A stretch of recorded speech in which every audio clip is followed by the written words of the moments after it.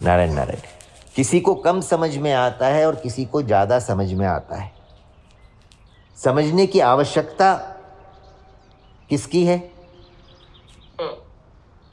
और समझाने की आवश्यकता किसकी है?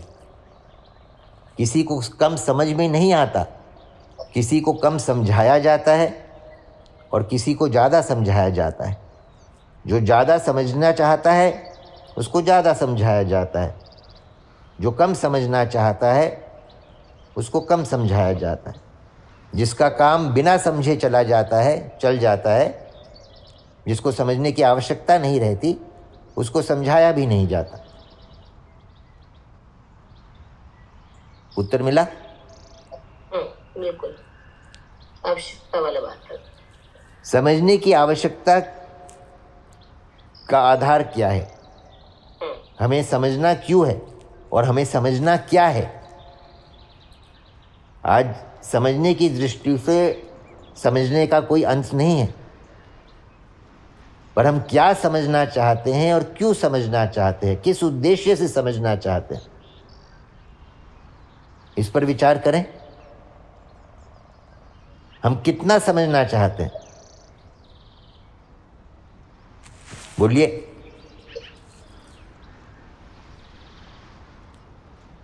राम राम। हाँ राम राम भैया। हाँ, नहीं पता कितना समझना चाहते, कोई था नहीं है। कितना समझना चाहते कोई था नहीं है। हम क्या और क्यों समझना चाहते हैं?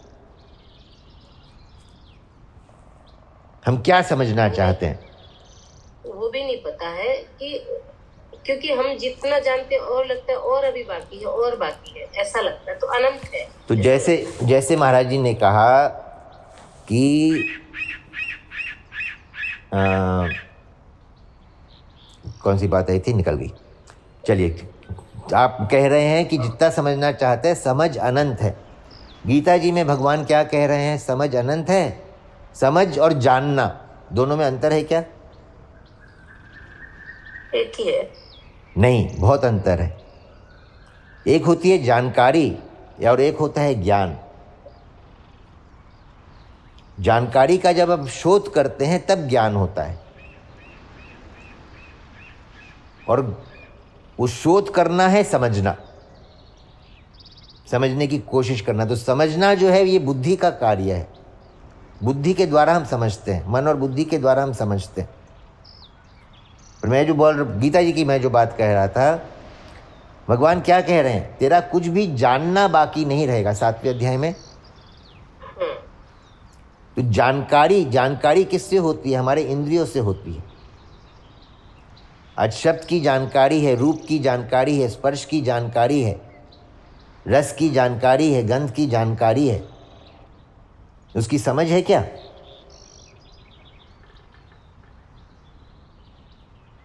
बोलिए।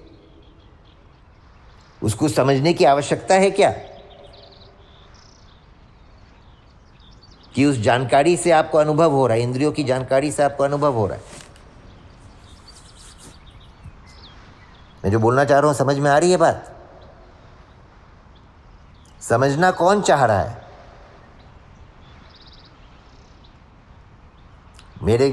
मैं जो देख रहा हूं वो कौन है, वो क्या है, वो कैसे है, ये समझ हुआ। मैं जो देख रहा हूं उसकी जानकारी तो मुझे हो रही है, उसको समझने की आवश्यकता है क्या? भगवान कह रहे हैं जो कुछ भी है मैं ही हूं। तो शब्द स्पर्श रूप रस गंध के रूप में भगवान ही है। शब्द स्पर्श रूप रस गंध की जानकारी मुझे हो रही है कि नहीं हो रही है? भगवान की जानकारी मुझे हो रही है कि नहीं हो रही है? भगवान का अनुभव मुझे हो रहा है कि नहीं हो रहा है? अब क्या मुझे भगवान को समझने की आवश्यकता है?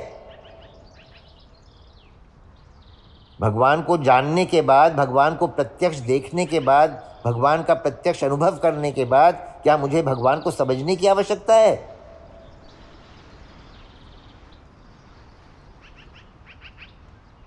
बोलिए। नहीं है। तो हम समझना क्यों चाहते हैं? जब जान गए, जब प्रत्यक्ष मिल गए, तो फिर समझने की का विषय ही कहाँ से आएगा?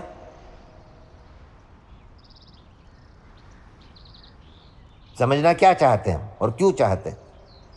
क्योंकि हम उनको भगवान नहीं मान रहे। हम समझना इसलिए चाहते हैं क्योंकि हमारा उन सामने जो दिख रहा है उससे अपनी स्वार्थ की पूर्ति करनी है, वहां पे कुछ प्राप्त करना है मुझे। छोटा बच्चा कुछ समझना चाहता है, उसको कुछ समझने की आवश्यकता है।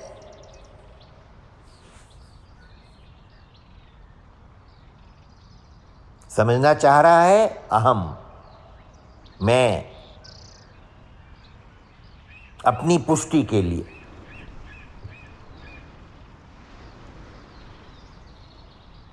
बोलिए। बिल्कुल। हम लोग शोध की बात करते हैं, विज्ञान में रिसर्च एंड डेवलपमेंट की बात करते हैं। तो शोध कब होता है? जब हम अपनी जानकारी का मंथन करते हैं। सही बात है?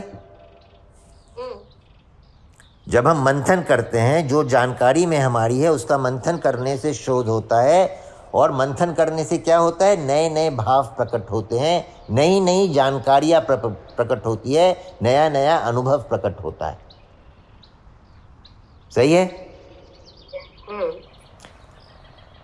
मंथन करने से पहले क्या प्रकट होगा? पहले नई जानकारी प्रकट होगी कि पहले जहर प्रकट होगा? समुद्र मंथन में पहले क्या प्रकट हुआ?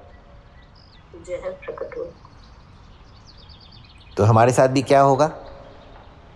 जहां पे हम समझने की कोशिश करेंगे, पहले असत रूपी जहर, ममता रूपी जहर, अभिमान रूपी जहर, अहंकार रूपी जहर, पहले ये प्रकट होगा कि तत्व ज्ञान प्रकट होगा, भगवान प्रकट होंगे? नहीं, पहले यही सब प्रकट होगा। और मंथन के बाद भगवान प्रकट होंगे कि प्रकृति के रहस्य प्रकट होंगे? भगवान को जानने के लिए मंथन की आवश्यकता है, भगवान को जानने के लिए समझ की आवश्यकता है, भगवान के विषय में शोध की आवश्यकता है? बिल्कुल भी नहीं। तो फिर नारायण नारायण।